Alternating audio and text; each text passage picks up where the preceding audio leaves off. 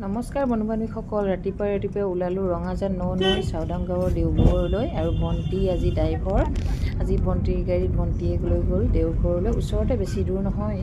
ৰাতিপুৱাতে গৈ আহোঁ বোলো একো নোখোৱাকৈ, সেয়েহে আমি একো নোখোৱাকৈ আহিলোঁ দেওঘৰলৈ। প্ৰথমতে চাকি বন্তি কিনি ল'লোঁ, তাৰপিছত এইফালে আমাৰ ভণ্টি আৰু এইফালে কৌশিক আমি তিনিওটাই গ'লোঁ। ৰাতিপুৱাই যিহেতু বাকীবোৰৰ গৈ থাকিলে বহুতে দেৰি হৈ যাব, সেইটো কাৰণে আমি তিনিজনে আহিলোঁ দেওঘৰলৈ বুলি একো নোখোৱাকৈ। যিটো মনোবাঞ্ছা কৰে সেইটো পূৰ্ণ হয় বুলি কোৱা হয়। আৰু এইফালে চাকি বন্তি জ্বলোৱা ধুনীয়াকৈ এটা ঘৰ আছে, তাতে আমি চাকি বন্তি এতিয়া জ্বলাব লৈছোঁ। আৰু এয়া বেটা মই জ্বলাইছোঁ আৰু খুবেই ভাল লাগিল তাতে গৈ। আৰু সেয়ে আপোনালোকক অকণমান দেখালোঁ।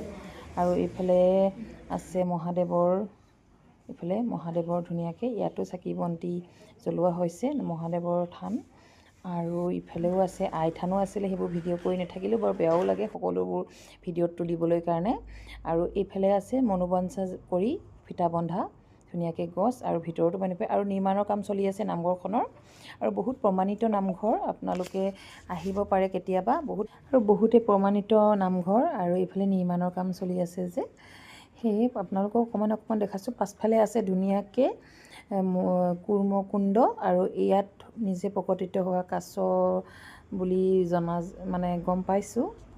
আৰু এইফালে ইয়াতে আছে কাছ, এয়া দেখিছেনে, এয়া দেওঘৰৰ কুৰ্মকুণ্ড। আৰু ইয়াতে আছে কাছ, আৰু আমি বেটাই মই কাছ চাবলৈ ৰৈ আছোঁ। ধুনীয়াকৈ বহা স্থানো আছে লগতে। আৰু এয়া মাহীয়েকে বিস্কুট আনিবলৈ গৈছে। তাৰপাছত আমি এতিয়া ভিতৰৰ ভাগতো কাছৰ ধুনীয়াকৈ ডাঙৰকৈ কাছ প্ৰভুৰ ঈশ্বৰৰ ধুনীয়াকৈ বনাই থৈ দিয়া আছে কাছৰ ৰূপত, যিটো আমাৰ মৎস্য কুৰ্ম বুলি অৱতাৰ লয় বুলি কৈছে, কুৰ্মৰ ৰূপত। আৰু এইফালে বিস্কুট আনিলে মাহীয়েকে বিস্কুট আনি দিছে কাছক দিবলৈ। আৰু ইফালে কাছক দিছে, তাৰপিছত পোৱালি দিছে, কাছ আৰু ৰ'দ পালেহে ওলাই, সোনকালে হ'ল আমাৰ যোৱা, সেইটো কাৰণে নেদেখিলোঁ ডাঙৰ মাছজনী।